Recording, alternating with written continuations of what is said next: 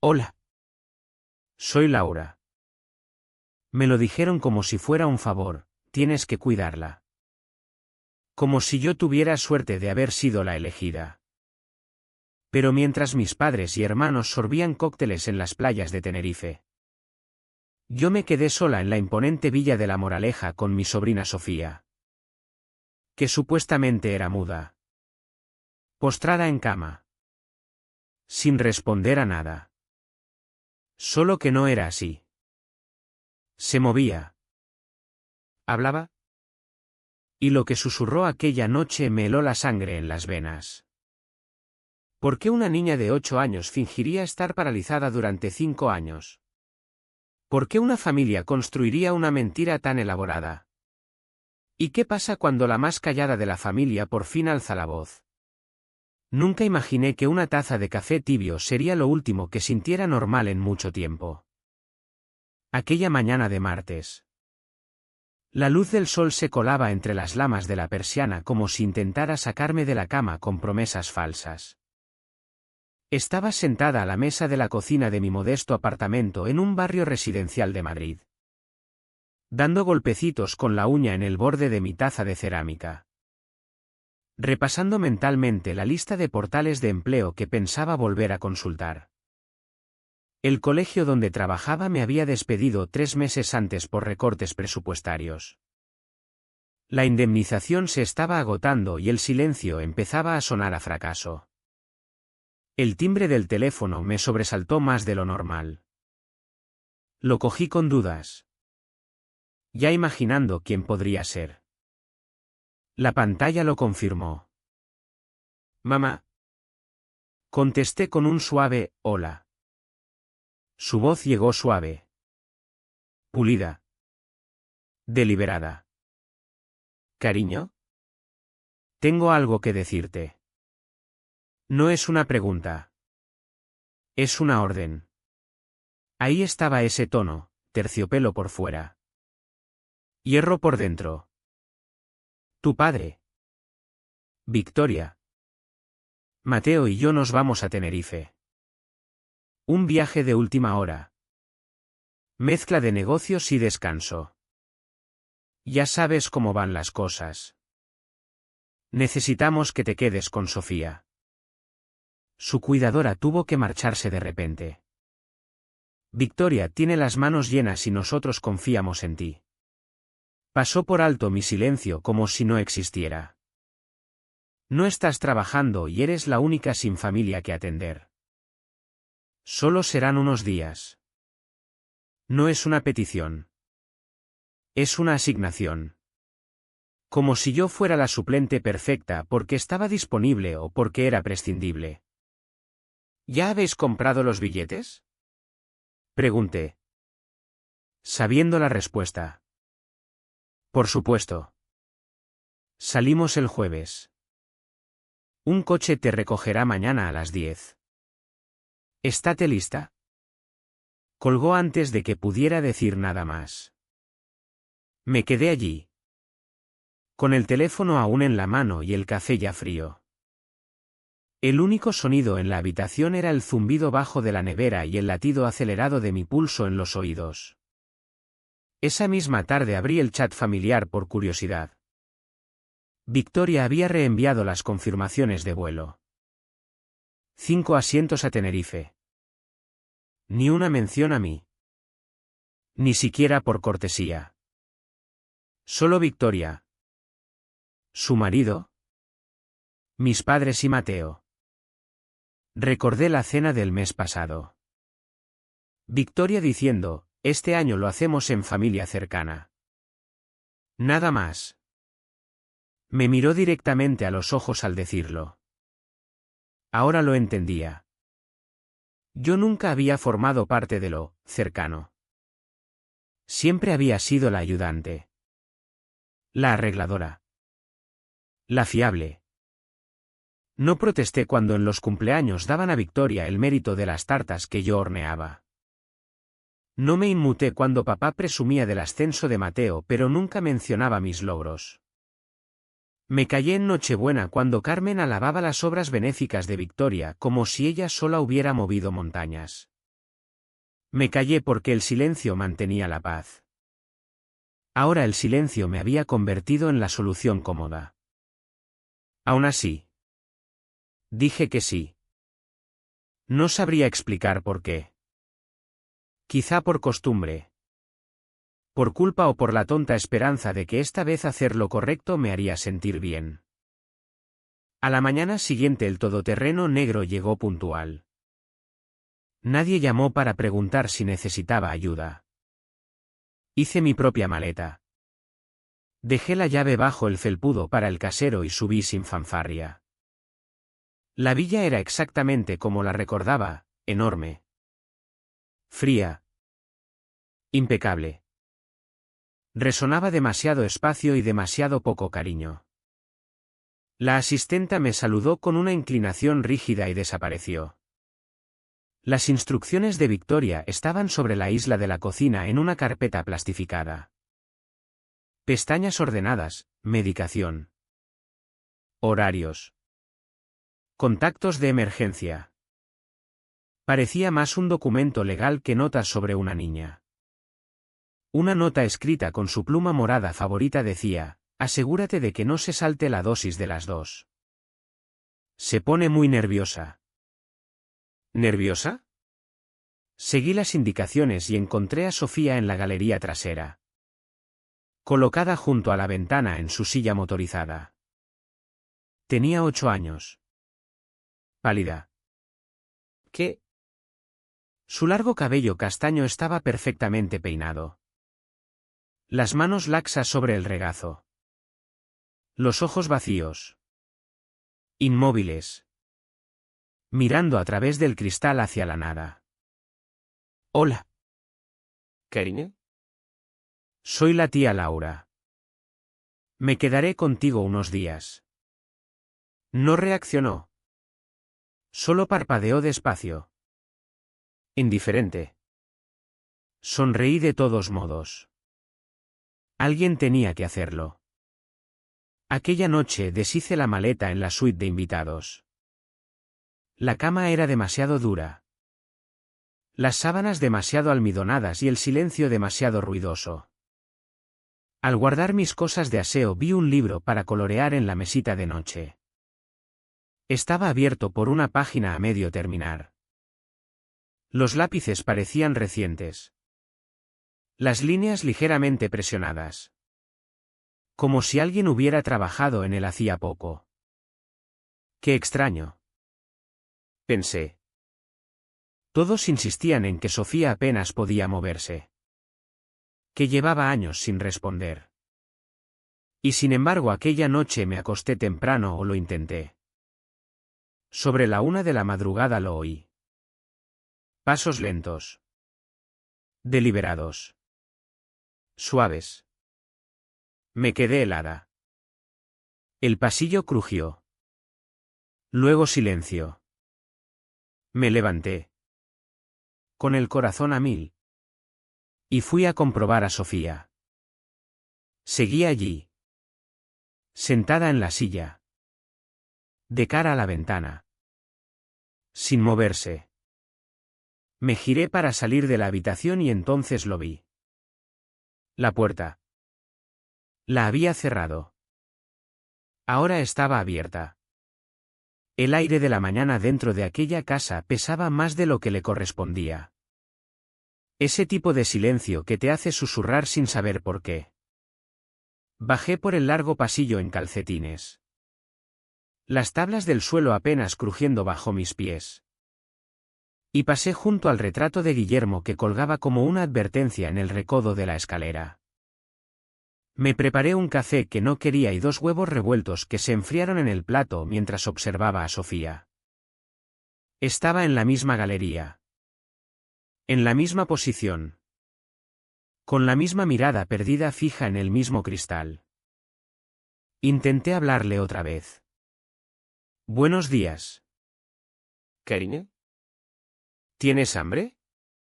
Nada. Le di una cucharada de su batido prescrito. Despacio y constante.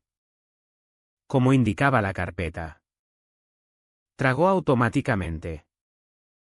Sin resistencia. Sin conexión. Mientras le limpiaba la comisura de la boca con una servilleta de tela. La voz de Carmen resonó en mi cabeza.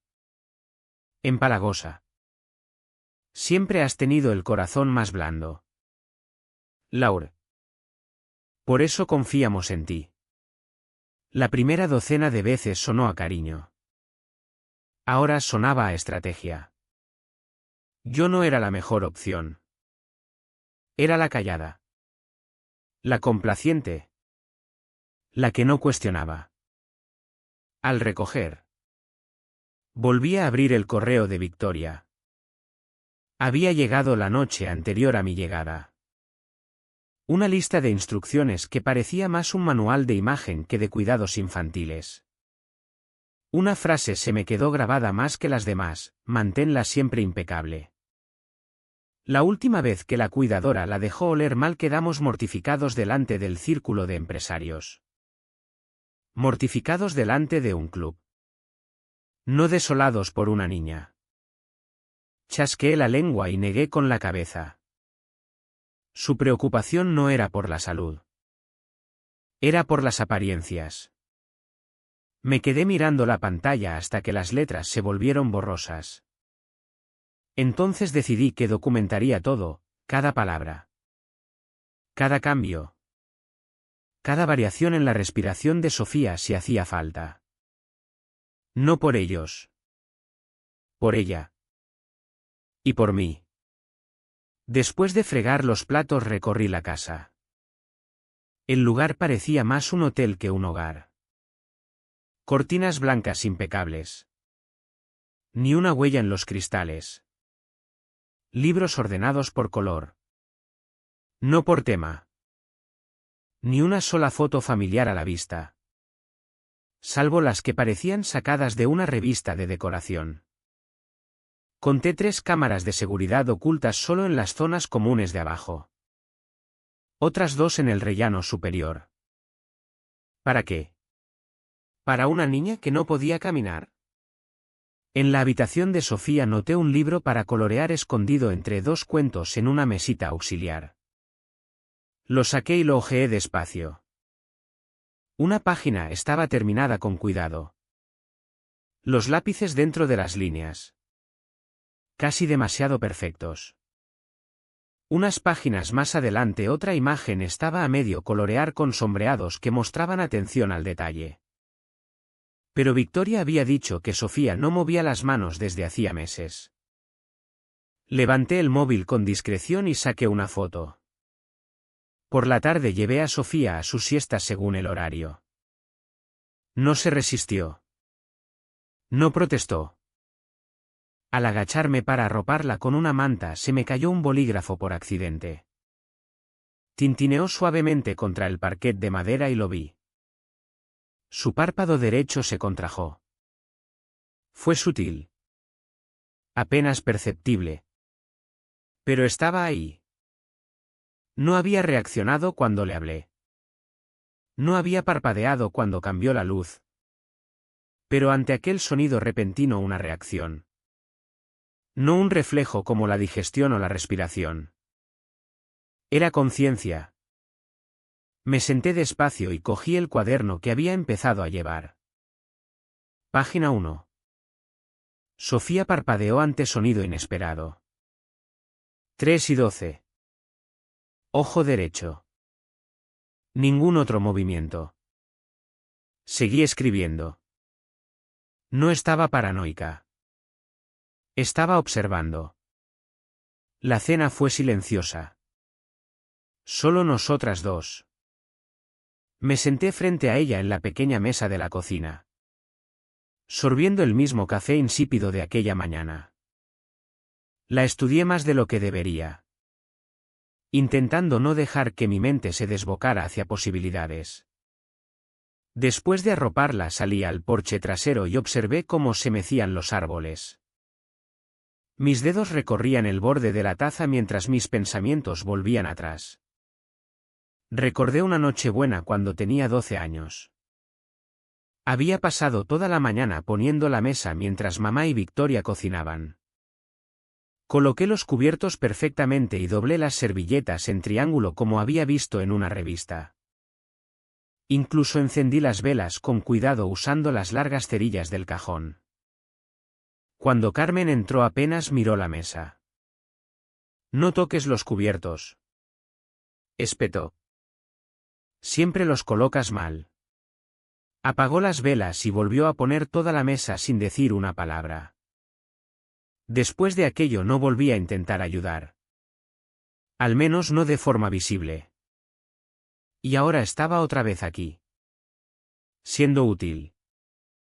Siendo callada. Siendo invisible. Pero esta vez yo también estaba observando. La mañana siguiente empezó con un silencio tan antinatural que casi le pedí que hablara. Me moví por la cocina llenando la tetera. Cogiendo una tostada que no quería. Todo mientras vigilaba a Sofía por el rabillo del ojo. Su silla miraba a la ventana como siempre. El sol dibujando su silueta como si perteneciera a un cuadro. Inmóvil. Inexpresiva. Inalcanzable. Llevé la bandeja del desayuno a la mesa y la dejé con suavidad. Al darme la vuelta una cuchara se deslizó del mostrador y golpeó las baldosas con un tintineo agudo. Solo una cuchara. Solo un sonido. Y ella se sobresaltó. Fue leve. Casi imperceptible. Pero lo vi. Un leve tirón en el hombro izquierdo. Como si su cuerpo la hubiera traicionado por un instante. No reaccioné con palabras. Me quedé allí mirándola. Fingiendo arreglar la servilleta mientras mi cerebro gritaba detrás de mi cara serena. Algo no está bien. Aquella tarde.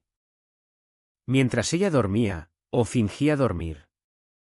Decidí hacer algo más que preguntarme. Empecé por el armario del pasillo. Victoria había dicho que la casa estaba equipada con todo lo necesario para los cuidados de Sofía. Pero los estantes contaban otra historia. Cajas de guantes sin abrir. Kits de suero aún sellados. Un cojín para silla de ruedas en su embalaje original, cosas listadas como esenciales que claramente nunca se habían tocado. ¿Por qué guardarlas? ¿Estética? ¿Legalidad? Anoté en la libreta pequeña que llevaba en el bolso, desajuste de inventario. Materiales sin usar. Aquella noche el sueño no llegaba fácil. Sobre las 2 de la madrugada me despertó un zumbido leve. No era la calefacción. No era la nevera. ¿Distinto? Más agudo. Curiosa. Encendí la lámpara de la mesilla. El zumbido desapareció. Escaneé la habitación. Allí. Justo encima del marco de la puerta. Una lucecita roja parpadeando suavemente. Me subí al borde de la cama y alcancé. Una pequeña lente negra me devolvió la mirada. No más grande que una moneda. Seguí el rodapié hasta el pasillo. Localicé otra encima de la escalera y luego fui a la habitación de Sofía. Me quedé fuera de su puerta. La mano sobre el pomo. La empujé. Estaba despierta. Parpadeando apenas. Ojos muy abiertos. No dije nada. Solo seguí el borde del techo y allí estaba. Encima de la esquina cerca de la cama. Otra luz roja parpadeando. Observando. Grabando. Se me cortó la respiración. Salí despacio. Sin molestarla. Y volví a mi habitación. Saqué un viejo cuaderno de cuero de la bolsa. Lo había traído pensando que escribiría recetas o ideas de trabajo. En cambio se convirtió en un registro. Cámaras encontradas, pasillo. Habitación de invitados. Habitación de Sofía. Luz roja detectada. Lente dirigida hacia la cama. Feché la entrada. La subrayé 2 veces y lo metí bajo la almohada. Al día siguiente. Mientras Sofía estaba en su silla cerca de las puertas del jardín, noté un segundo libro para colorear escondido bajo su colchón. No quería fisgonear. Pero lo hice. Y lo que encontré me dijo más que cualquier carpeta de Victoria. 4 páginas completamente coloreadas. No garabatos al azar. Un arco iris ordenado por tonalidades. Un animal con sombreado bajo las patas. Un tronco de árbol texturizado como corteza. Un nivel de control y atención imposible para alguien declarado no responsivo. Saqué fotos. Las daté en el cuaderno. Sospecha de conciencia cognitiva. Control artístico evidente. La mañana siguiente intenté algo deliberado. Me planté delante de Sofía con 2 tazas. Una de té. Otra con su batido prescrito. Dejé caer una cuchara a propósito. Sus ojos se movieron. No la cabeza. No un reflejo. Sino su mirada se dirigió al sonido. Luego volvió. Me arrodillé a su lado. ¿Tranquila? Y dije, lo he visto. ¿Cariño? No reaccionó. Pero el aire entre nosotras se cargó. Aquella noche me senté a los pies de su cama. La suave luz nocturna proyectaba un resplandor naranja pálido en las paredes. Susurré, ¿me oyes? ¿Sofía? No asintió. No parpadeó. Pero una lágrima rodó por su mejilla derecha. Solo una. No sé qué hace falta para que una niña guarde todo dentro así. No sé cuánto tiempo ha estado esperando que alguien se dé cuenta. Que no aparte la mirada. Pero entonces supe que no me lo estaba imaginando. Aquella lágrima decía más que cualquier palabra y rompió algo dentro de mí. Me desperté antes del amanecer. El cuerpo cargado de una atención que no había ganado con el descanso. Tendida allí. Escuchando el ronroneo del ventilador del techo. Repasé el momento de la noche anterior en la habitación de Sofía. Su lágrima. Aquel destello de vida detrás de su mirada. Me perseguía. Me incorporé. Bajé las piernas de la cama y cogí el cuaderno de la mesilla. Revisé lo que había registrado hasta entonces. Parpadeos. Movimientos oculares. Las páginas coloreadas. La luz roja sobre la cama. La prueba de la cuchara. Todo apuntaba en la misma dirección. Alguien estaba mintiendo. Y no era Sofía. En el pasillo pasé junto a un armario de ropa blanca que había abierto antes. Pero nunca registrado de verdad. Esta vez actué con determinación. Saqué toallas. Sábanas. Una vieja almohadilla térmica. Entonces lo vi. Encajado entre 2 pilas de manteles había una carpeta beige sin etiqueta. La abrí despacio. Dentro había facturas. Docenas de ellas. De distintas empresas de suministros médicos con fechas de los últimos 2 años. Máscaras de oxígeno. Camas hospitalarias. Sondas de alimentación. La mayoría tenían el sello de entregado. Pero muchos artículos yo nunca los había visto en la casa. Entonces noté algo peor. Varias facturas estaban dirigidas a un apartado de correos que no reconocía. Ni la dirección de la villa. Ni la casa principal. Ni siquiera la oficina de Victoria. ¿Por qué enviar material médico a otro sitio? Los recibos no eran solo descuidados. Eran sospechosos. Surgió un patrón, artículos pedidos, cargados a los cuidados de Sofía, pero nunca contabilizados en el hogar.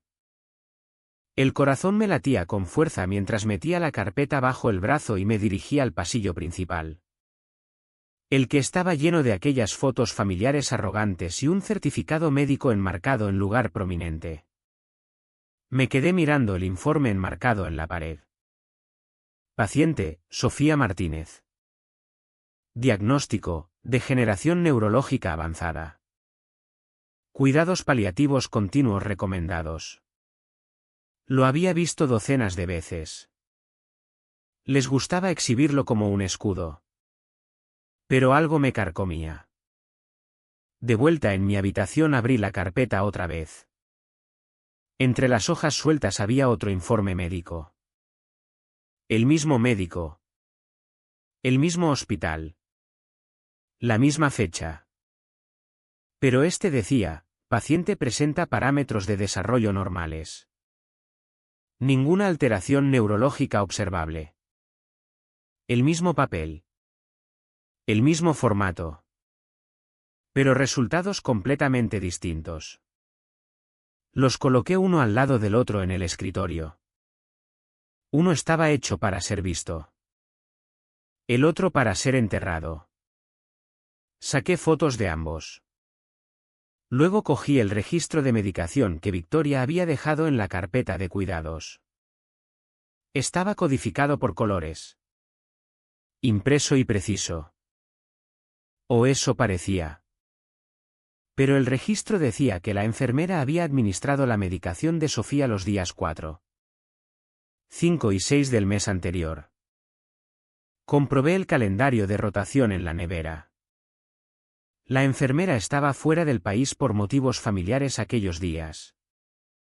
El registro estaba falsificado. Mis manos temblaron al pasar más notas de Victoria. Una hoja impresa me llamó la atención, si se estremece. No reaccionéis. Solo la anima. Mantened el lenguaje clínico. La emoción es una distracción.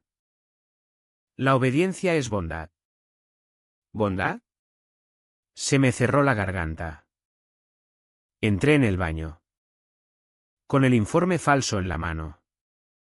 Y los dejé sobre el lavabo. Me miré al espejo.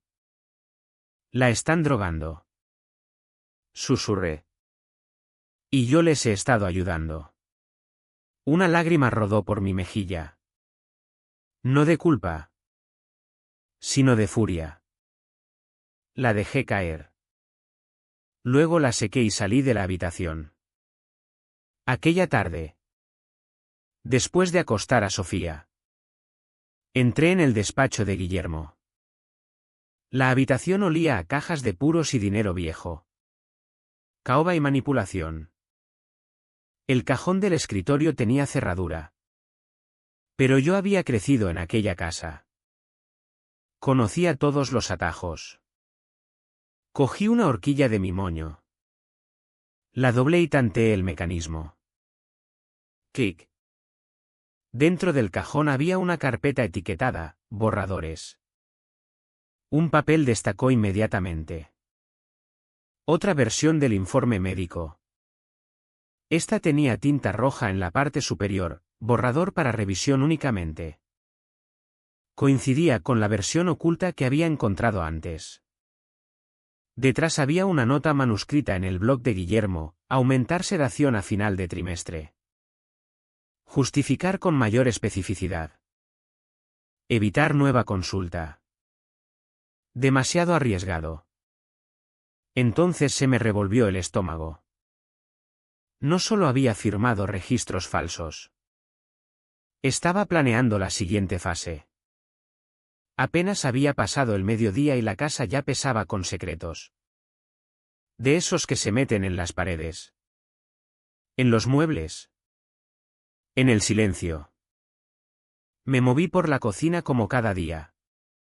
Cortando. Removiendo. Ordenando. No tenía hambre. Pero preparé comida de todos modos. Memoria muscular. Cuando llevé la comida a Sofía, coloqué la bandeja suavemente en la mesa a su lado y me giré hacia el fregadero. Entonces me quedé helada.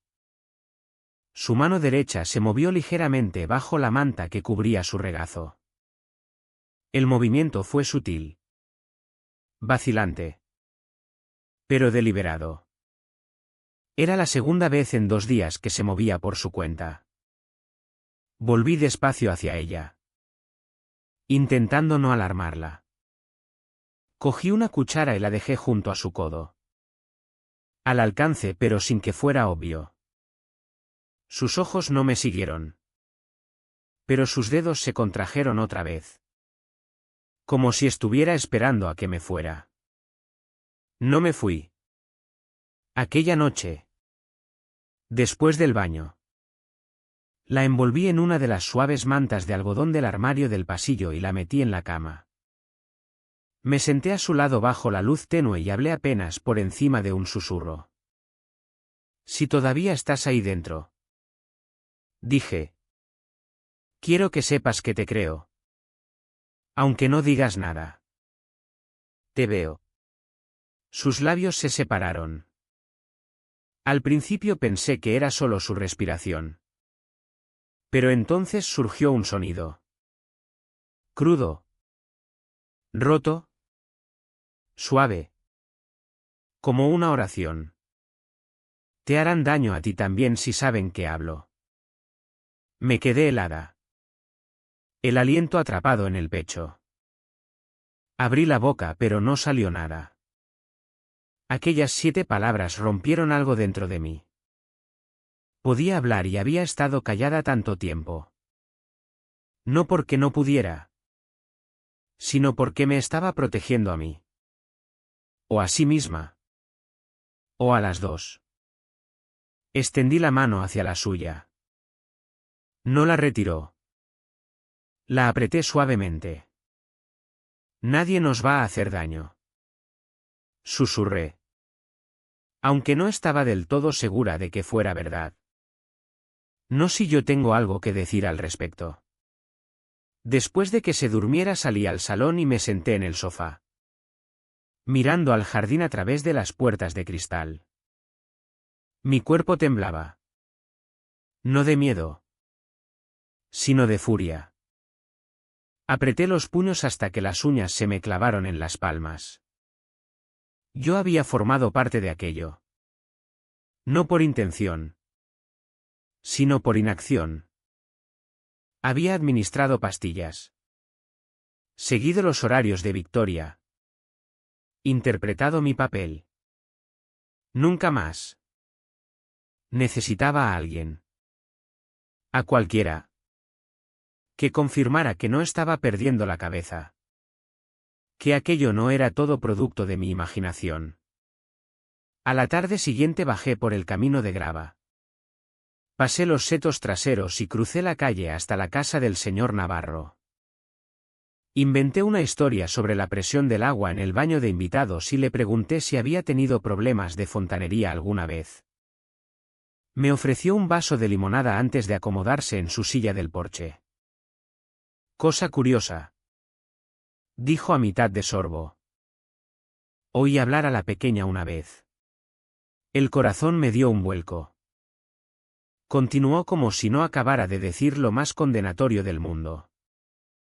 Hace un par de meses estaba podando rosales en el jardín de atrás. La ventana estaba abierta. Creí oírla decir mamá una sola vez. Suave. Me quedé mirándolo. No se extendió.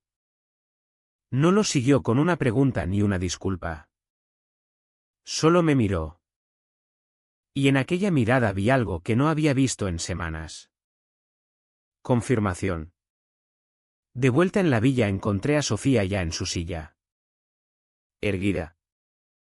No estaba apoyada en el reposabrazos como de costumbre. Su columna tenía intención. Como si se estuviera esforzando por mantener aquella postura. Nuestras miradas se encontraron. No parpadeó. Yo tampoco. Ya lo sé. Le dije. Y no me voy a ninguna parte. Lo haremos juntas. En voz baja. Pero lo suficientemente alta como para importar. Aquella tarde me senté en la alfombra junto a su silla e intenté algo distinto. Preguntas simples de sí o no. ¿Te dan algo que te hace estar cansada? Un parpadeo. ¿Recuerdas cómo hablar? Un parpadeo. ¿Tienes miedo? Un parpadeo. Lento. Deliberado. Desgarrador. Tragué saliva con dificultad. La garganta espesa. Vale. Susurré. Iremos despacio. Pero iremos. No se movió más aquella noche. Pero justo antes de salir de la habitación oí su voz otra vez. Aún más suave. Por favor. Ayúdame. Me quedé de pie delante del fregadero. Cuchara en una mano. Frasco de pastillas en la otra. La etiqueta gritaba su potencia de prescripción. Dosificada cuidadosamente por el médico privado favorito de Victoria. El que llamaba 2 veces al año y volaba como si viniera de otro continente. Mis dedos no temblaron al abrir el tapón y verter el polvo blanco triturado por el desagüe. Abrí el grifo y lo vi girar y desaparecer. La batidora zumbó detrás de mí. Mezclando el resto del batido de Sofía, leche. Plátano. Una cucharada de mantequilla de cacahuete. Algo normal. Algo amable. Registré la dosis como administrada a las 8:02. Exactamente como Victoria esperaría. Era la primera mentira deliberada que les contaba. Pero ahora sabía la diferencia entre obediencia y complicidad. Sofía estaba sentada en su silla junto a la ventana. Los ojos siguiéndome. No. No siguiéndome. Siguiéndome la pista. Le llevé la taza y se la acerqué a los labios. Bebió despacio. Los ojos más despiertos que en días. Quizá más. Estás a salvo. Dije en voz baja. Sin estar segura de que fuera verdad. Pero necesitando decirlo de todos modos. Al mediodía estaba distinta. Más brillante.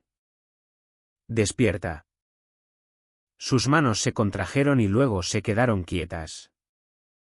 Cuando le pregunté si quería moverse al otro lado de la habitación, susurró casi demasiado bajo para oírlo: no tengo sueño. Me golpeó más fuerte de lo que esperaba. Aquella tarde. Mientras doblaba la ropa. Sonó el teléfono. Contesté por costumbre. La voz de Victoria era almibarada. Solo llamaba para ver cómo está mi angelito. ¿Todo estable? Sonreí al auricular. Sigue igual. Bien. Dijo rápidamente. La constancia es clave. Sin cambios. Sin sorpresas. Entendido. No era una pregunta. Era una orden envuelta en falsa preocupación. Por supuesto. Respondí.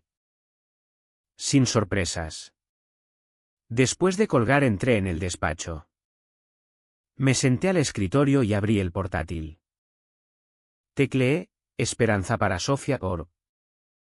El primer resultado fue una página que nunca había visto. Se me heló la sangre. La página principal mostraba una foto brillante de Victoria hablando en un podio con la imagen de Sofía proyectada detrás. El eslogan decía: la lucha de una madre por la dignidad de su hija. Desplacé. Testimonios. Botones de donación. Fotos de Victoria en actos benéficos. Citas que parecían cebo de simpatía de tabloide. Nunca dejaré de luchar por mi hija silenciosa. El contador de donaciones mostraba más de 83.000 euros recaudados solo este año. Ninguno de esos euros había ido a los cuidados reales de Sofía. Yo lo sabía y ellos sabían que no preguntaría. Guardé cada página en favoritos. Hice capturas de pantalla de todo. Imprimí la página de donaciones 2 veces. Aquella noche, mientras cambiaba a Sofía el pijama, noté algo extraño. Una tabla del suelo cerca de los pies de la cama estaba más alta que las demás. La presioné suavemente. Cedió un poco. Cogí un cuchillo de mantequilla del cajón del pasillo y lo metí bajo el borde. La tabla saltó con un leve crujido.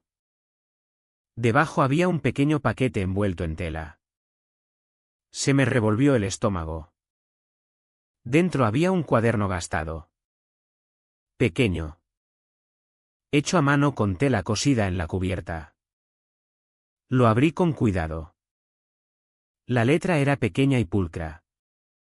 Inconfundiblemente infantil. Me pellizcó.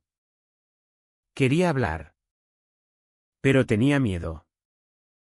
Dije una palabra cuando estaba sola. Gritó y dijo que no fuera mala. Me obligó a beber el zumo malo otra vez. Entrada tras entrada. Cronificando momentos que yo no había presenciado, el silencio. El castigo. La voz robada. Copié el contenido página por página. Lo respaldé en un USB. Luego lo respaldé otra vez en un segundo disco. Metido en una bolsa zip y escondido dentro del congelador detrás de un paquete de guisantes congelados. Imprimí las páginas clave y las guardé en el maletero de mi coche. Esta vez, si volvían antes de tiempo, no me pillarían desprevenida. No me acorralarían. No dejaría que la borraran. A las 10:14 apagué las luces. Comprobé los cerrojos y me acerqué sigilosamente al pasillo para revisar la puerta de Sofía. Entonces lo oí. Un clic metálico. El pestillo de la verja principal. No había abierto a nadie. Nadie estaba esperado. Me quedé helada. Y en aquel momento supe que alguien había vuelto antes de lo previsto. Eran las 3:12 de la madrugada cuando oí el timbre de la verja. Acababa de dormirme. El cuerpo finalmente rindiéndose después de otro día de contener demasiado. Ver demasiado. El sonido me despertó de golpe. No fuerte. Pero claro. Como si la casa misma hubiera inhalado bruscamente. Aparté la cortina y vi faros subiendo por el camino. No era un camión de reparto. No era un vecino. El todoterreno de Victoria. Se me cortó la respiración. No estaba prevista hasta dentro de 2 días. No había llamadas. Ni mensajes. Ni cambios en el horario. Y sin embargo allí estaba. Bajando en sus caros zapatos planos. Arrastrando una maleta con una mano y llevando un vaso de café para llevar en la otra. Como si fuera una visita casual. Llamó al timbre 2 veces. Seco. Como si poseyera cada segundo de mi siguiente movimiento. Abrí la puerta antes de que pudiera sonar una tercera vez. Oh. ¡Qué bien! Estás despierta, sonrió demasiado amplia. Son más de las 3, dije.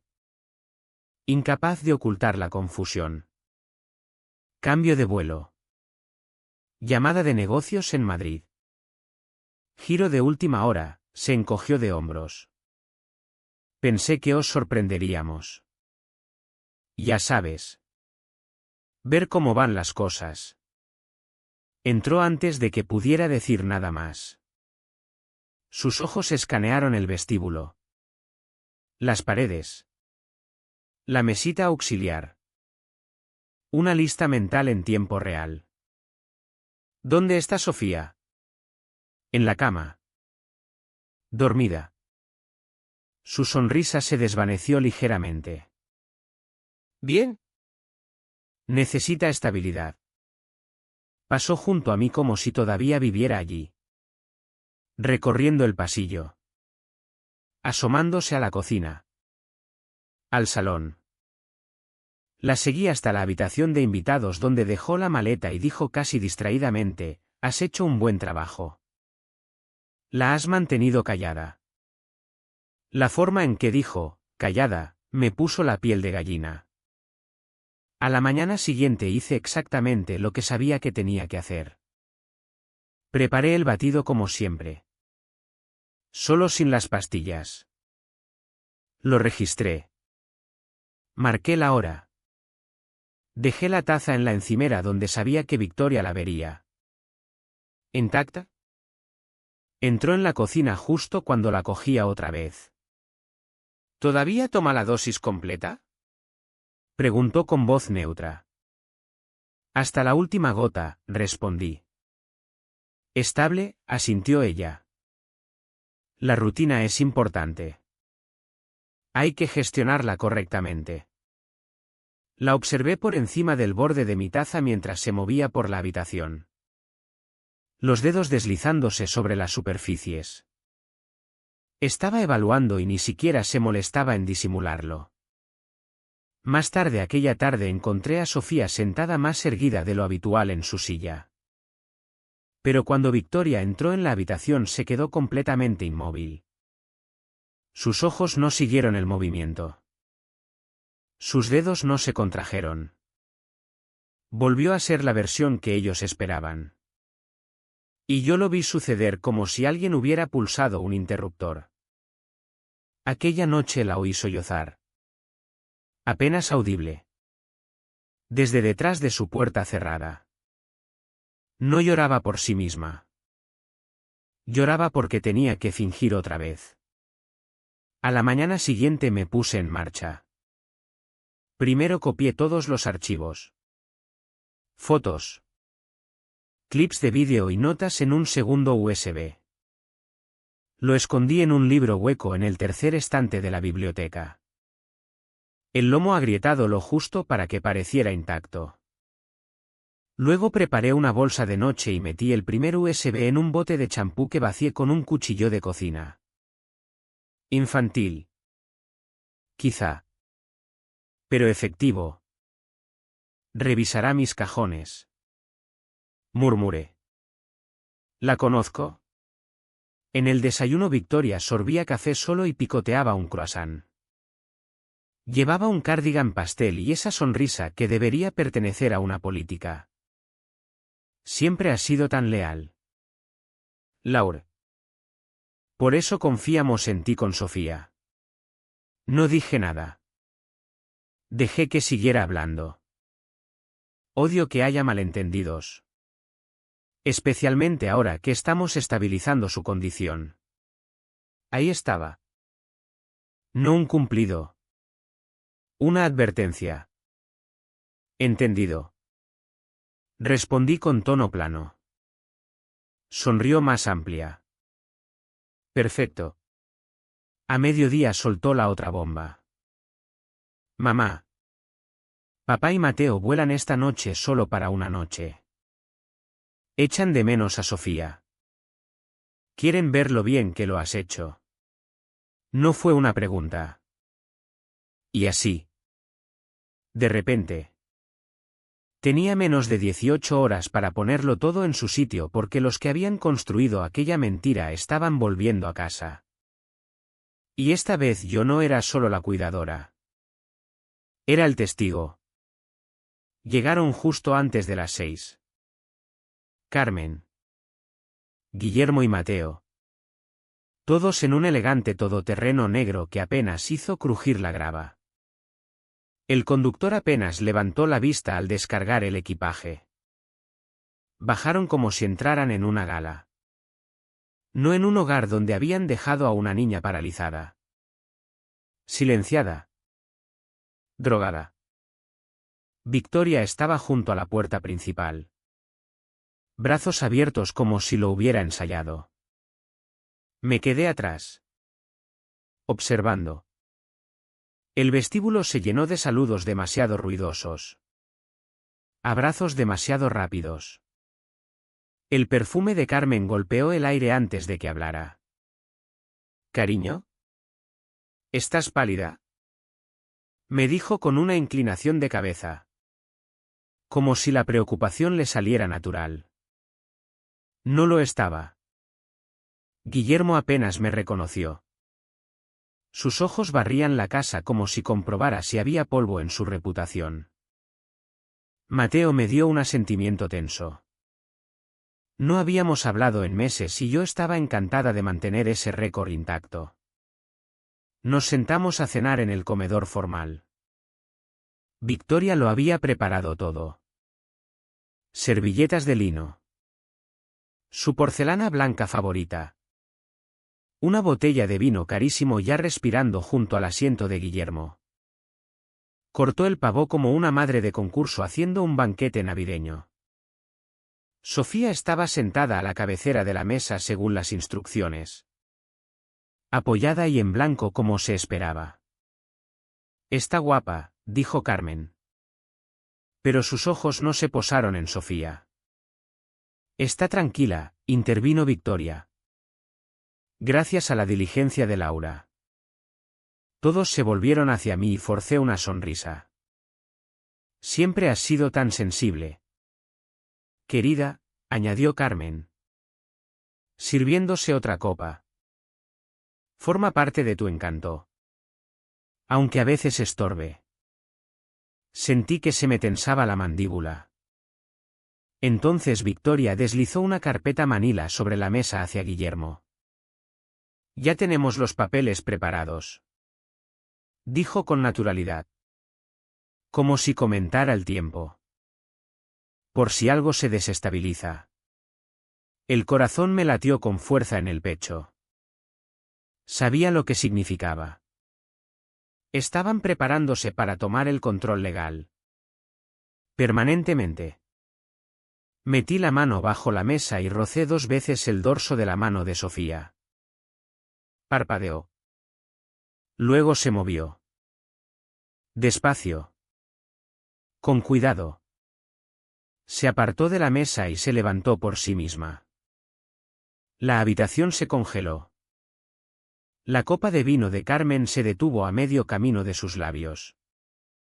El cuchillo de Victoria se quedó suspendido sobre el pecho de pavo. Los ojos de Mateo se abrieron como platos.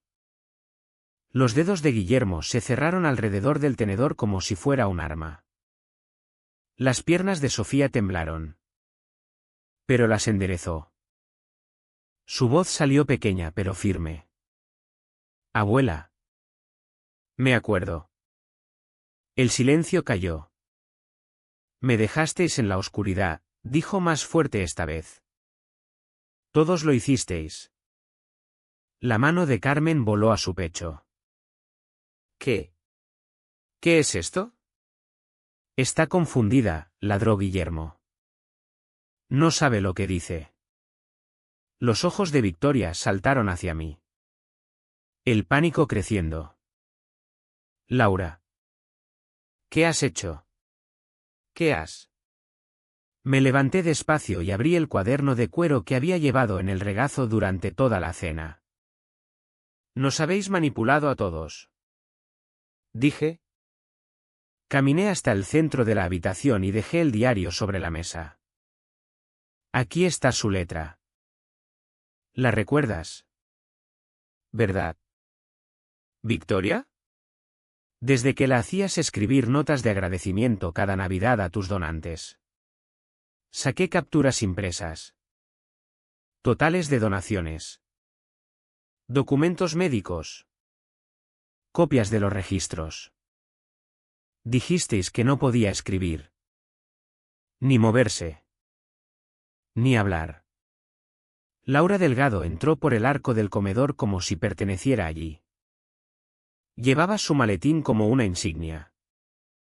Estoy aquí para solicitar formalmente una revisión de custodia. Dijo con tono plano, mirando directamente a Guillermo. ¿Fuera? Espetó él. No estoy hablando con usted, respondió ella. Por primera vez en su vida. Nadie en aquella familia tuvo nada que decir. La cara de Victoria se aflojó. Mateo se levantó y salió de la habitación sin una palabra. Carmen se quedó congelada a medio respirar. Y Guillermo no parpadeó. Solo miró fijamente. Sofía buscó mi mano. No quiero volver con ellos. Susurró. Le apreté los dedos suavemente. No para tranquilizarla a ella, sino para tranquilizarme a mí. Y en aquella sola frase me dio más fuerza que cualquier adulto de mi familia jamás. El silencio después de la tormenta siempre cae más pesado que la tormenta misma. Nadie gritó. Nadie se movió. Ninguna silla raspó. Nadie tocó la comida. El único sonido en la habitación era la suave respiración de Sofía. La suya. No fabricada por una máquina. No amortiguada por sedantes. Victoria fue la primera en levantarse de la mesa. Mandíbula tensa. Manos temblando ligeramente mientras recogía su bolso y salía. Carmen se tocó los labios con una servilleta. Sin decir una palabra. Los ojos fijos en su plato intacto. Mateo murmuró algo a nadie y siguió a Victoria. Solo Guillermo permaneció sentado. Codos sobre la mesa. Dedos entrelazados. Mirando al suelo como si calculara daños. Acompañé a Sofía arriba. Ayudándola a meterse en la cama con el toque más suave que pude. Se tumbó sin protestar. Le aparté un mechón de pelo de la frente y susurré, «Lo has hecho todo bien». Me dio un pequeño asentimiento. Fue todo lo que cualquiera de las dos podía permitirse. A la mañana siguiente el ambiente en la casa era un hilo frágil estirado al límite. Victoria no apareció para el desayuno. Tampoco Mateo. Carmen se sentó al extremo de la mesa, removiendo su té en círculos lentos y deliberados. No estableció contacto visual ni una sola vez. Laura Delgado llamó justo antes de las 10. «Ya está», dijo. «Se ha presentado la petición de emergencia de custodia temporal. Activará una evaluación y respuesta judicial en 72 horas». ¿Será suficiente?, pregunté. «Es un comienzo», respondió. «Está a salvo por ahora. A salvo por ahora». La frase más esperanzadora que había oído en semanas. Más tarde aquel día, mientras cruzaba el pasillo camino de la habitación de Sofía, Guillermo salió del despacho y cerró la puerta tras él con aquel silencio practicado del poder. «Laura», dijo con suavidad. No me detuve. Me siguió. «¿Crees que esta pequeña pantomima tuya aguantará?», preguntó. «El juez lo verá claro». «¿El público?». «Dale una semana. Perderás la casa. Tu nombre. Tu carrera». Me giré despacio, afianzándome. «Ya has perdido algo más importante». A ella. Su mandíbula se contrajo. «Te arrepentirás. Te lo prometo. Creo que estamos más allá de las promesas». Guillermo. No contestó. Solo me miró fijamente. Aquella tarde Laura Delgado vino en persona. Llevaba el bolso del portátil colgado al hombro y la cara demacrada pero alerta. «He encontrado algo», dijo sin preámbulos. «Hay un clip». Se te pasó. Abrió el portátil y reprodujo el vídeo. La imagen mostraba a Sofía semanas antes en la galería. Se movía en su asiento. Intentaba. Luchaba por levantarse. Las piernas le temblaron y se incorporó a medias antes de derrumbarse en el reposabrazos. Segundos después Victoria entraba en el encuadre y le daba una bofetada fuerte. El metraje se cortaba ahí. Pero bastaba. No sabía que existía. Susurré. Laura cerró la pantalla. Existía porque alguien se olvidó de borrarlo a tiempo. Esto ayudará. Aquella noche el juez dictó una orden preliminar de protección. Victoria quedó oficialmente prohibida de contactar con Sofía. Ni visitas. Ni llamadas. Nada. Esperanza-para-sofía.org fue retirada de Internet en 24 horas. La página fue sustituida por una blanca sencilla bajo revisión legal. Una sola línea de texto debajo decía: esta campaña de recaudación está actualmente suspendida pendiente de investigación. La justicia empezaba a susurrar. Al día siguiente recibí un mensaje de voz de Mateo. No sabía que estaba tan mal. Pensé que mamá exageraba otra vez. He contratado a un abogado. Me retiro. Lo reproduje 2 veces para asegurarme de que no me lo estaba imaginando. Mateo siempre había estado callado. No por lealtad, sino por conveniencia. Pero incluso él se estaba despegando del centro ahora. La tela de araña que habían tejido durante tanto tiempo se estaba deshilachando y no podían coserla lo bastante rápido. Pero Guillermo no se desmoronaría. Golpearía más fuerte antes de caer. La sala del juzgado parecía más fría de lo que debería. Incluso para un edificio envuelto en mármol y arrogancia. Me senté junto a Laura Delgado en la mesa de la demandante. Las manos planas sobre la falda. Obligándolas a no temblar. Al otro lado. El abogado de Guillermo pasaba las páginas de una carpeta. Tranquilo y ensayado. Como si fuera otro día defendiendo lo indefendible. Victoria no apareció. Ni siquiera una llamada. La jueza. Una mujer de unos 50 años con ojos cansados y cero tolerancia al drama. Revisó los archivos que Laura había presentado. Las entradas del diario de Sofía. Los registros de medicación. El metraje de la bofetada y los informes médicos marcados como borrador que Guillermo había intentado ocultar. Después de 30 minutos se aclaró la garganta y habló con un tono que silenció el aire. Vista la evidencia presentada. El tribunal concede la custodia temporal plena a Laura Martínez en espera de una audiencia formal. Esta resolución es efectiva inmediatamente. Laura asintió a mi lado. No respiré hasta que el mazo golpeó. Fuera del juzgado los periodistas zumbaban como moscas alrededor de un pastel caído. Alguien había filtrado el metraje de la bofetada a una cadena local. El titular se extendió rápido. Es líder benéfica acusada de maltrato infantil. Lo acompañaron con una foto de Victoria orgullosa detrás de un podio. La imagen de Sofía proyectada detrás. Silenciosa. Sedada. Escenificada. Esperanza-para-sofía.org desapareció de la noche a la mañana. Los donantes retiraron su apoyo.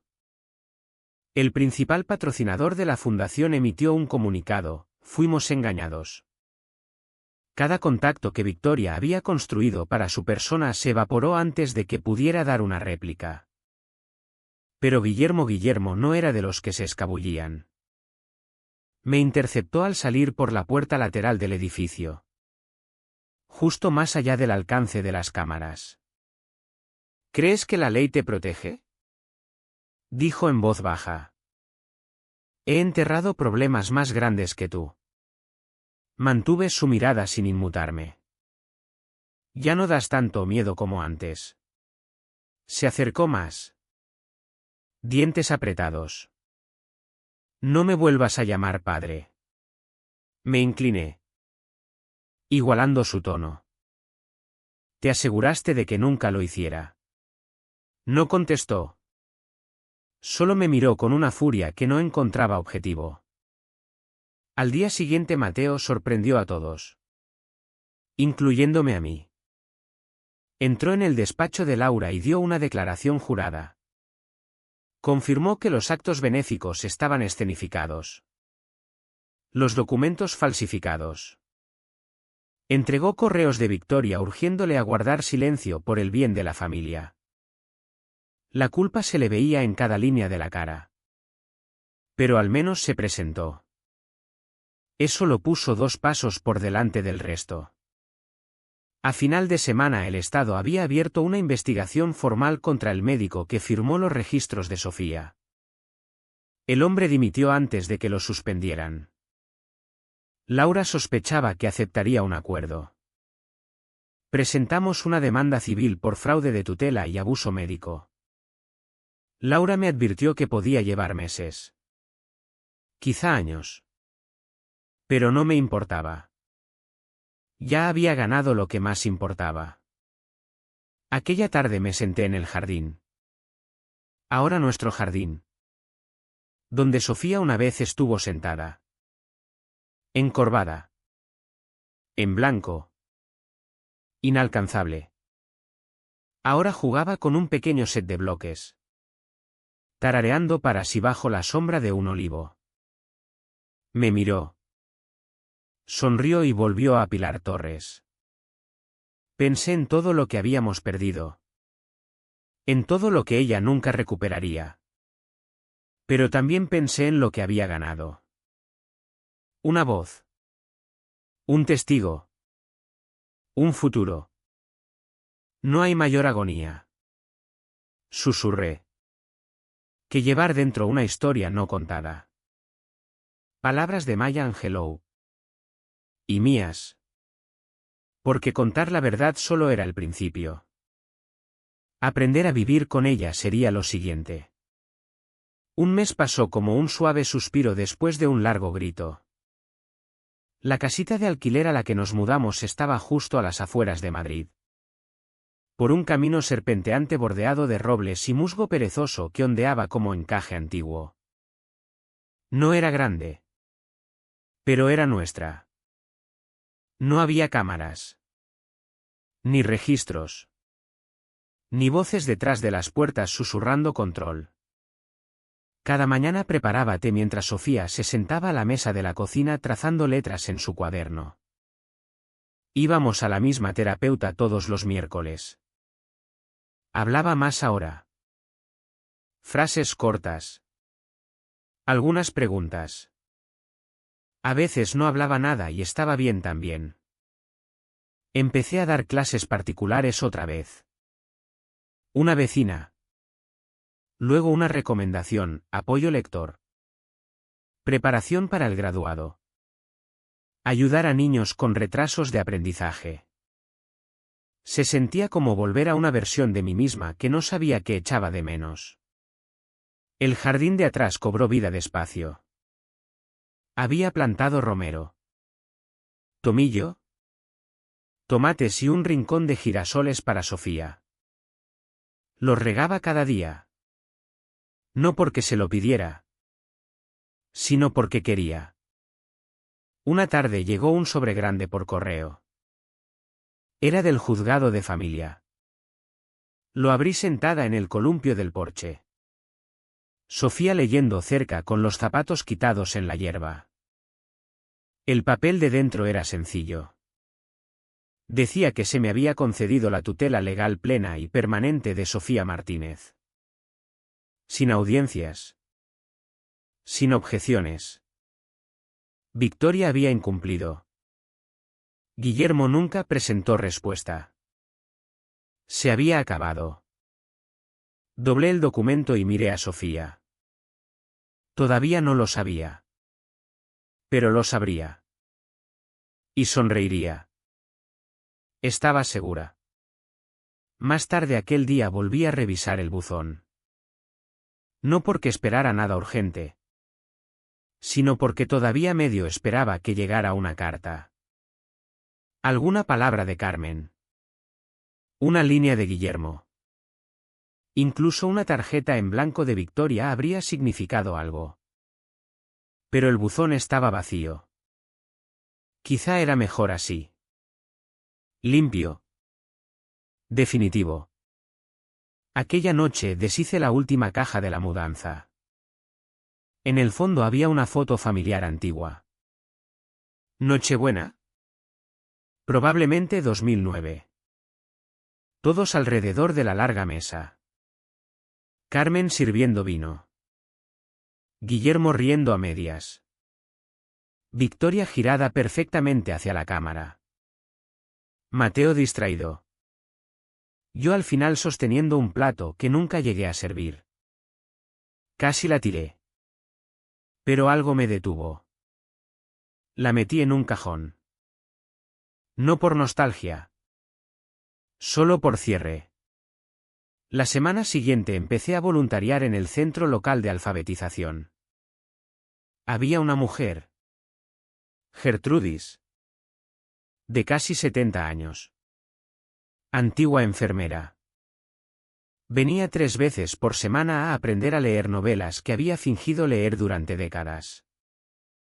A veces no necesitamos cierre, me dijo después de una de nuestras sesiones.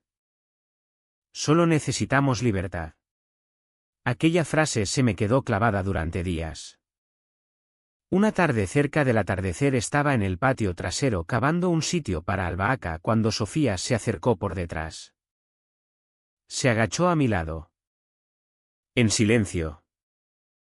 Le pasé la toalla. No la usó. En cambio puso su pequeña mano en mi hombro y susurró, «Me salvaste». Me quedé helada. El sol le daba en la cara con un dorado suave. Sus ojos no parpadearon. Su voz no tembló. Me arrodillé a su altura y la miré directamente a los ojos. «No», dije suavemente.